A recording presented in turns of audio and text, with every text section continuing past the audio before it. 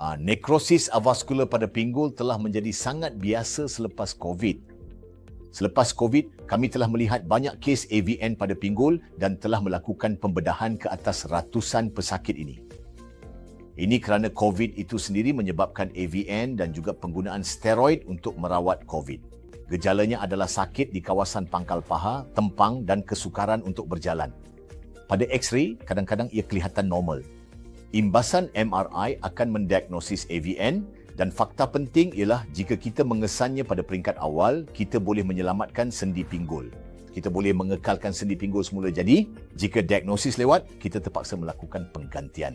Terutamanya pesakit-pesakit ini masih muda. Jadi penggantian bukanlah pilihan yang baik. Jika kita mengesan awal, kita boleh menyelamatkan pinggul dan mereka boleh menjalani kehidupan yang normal.